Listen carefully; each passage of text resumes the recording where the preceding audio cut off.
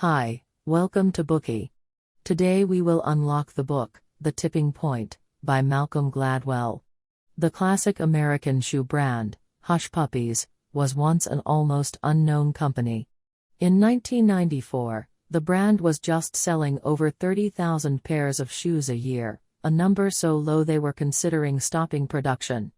But in 1995, even though the company did not change their shoe design or increase marketing, yearly sales suddenly exploded to 430,000 pairs of shoes. In 1996, sales increased to 1.72 million pairs, and Hush Puppies won the prize for Best Accessory at the Council of Fashion Designers.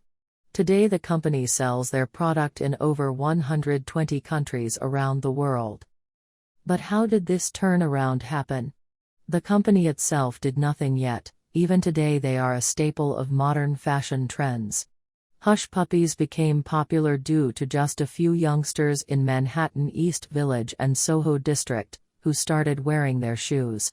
They were trying to rebel against conventional modern fashion, and went looking for something older and less stylish to set them apart. This was the tipping point. Young people wearing old-school shoes caught the attention of some prominent fashion designers, who in turn caught the attention of magazines. This ultimately led to the brand's success. Similar to Hush Puppies' rise, many other brands suddenly explode in popularity. Perhaps it's a newly opened restaurant that takes over a city, or a book that suddenly becomes a bestseller. Have you ever thought, why do these brands become so popular so quickly? Who started the trend? This book, The Tipping Point, will help answer this question.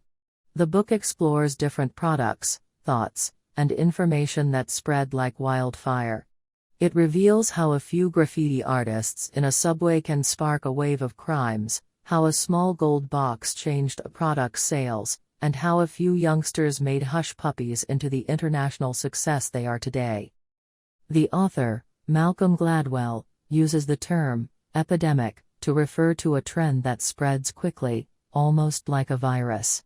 He uses detailed examples to explain the three basic laws of starting an epidemic: the law of the few, the stickiness factor, the power of context. Gladwell also explains the methodology to keep trends going. These laws are the secret to becoming a successful parent, marketer, policymaker, or businessman. Just like The Tipping Point, two of Gladwell's other books, Outliers and Blink, have also helped spread a new wave of modern thought. We have unlocked these books as well as two of Gladwell's other bestsellers, Talking to Strangers, and David and Goliath. We will divide The Tipping Point into three sections, based on the three laws. Part 1, The Law of the Few. Part 2, The Stickiness Factor. Part 3, The Power of Context. Part 1, The Law of the Few. So how exactly does an epidemic or trend start? What is unique about a trendsetter? In his first law of epidemics, Gladwell discusses three key figures: connectors, mavens, and salesmen.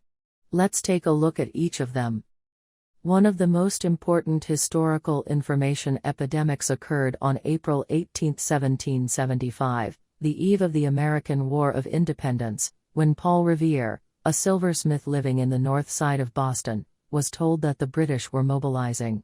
His contacts explained that England would be making a move to capture local revolutionary leaders in the nearby town of Lexington, as well as an arms depot in Concord. He spent the night traveling across the countryside, spreading the message of impending warfare. Each village they stopped at sent their own riders, and by 5 a.m., the message had made it to towns over 40 miles away from Boston.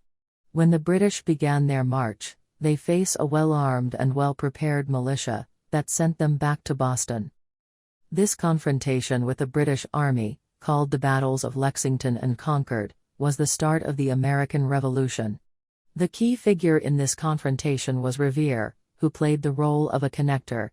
By spreading information to different parties, he allowed the militia to prepare for the British invasion. The truth is, Revere wasn't the only one that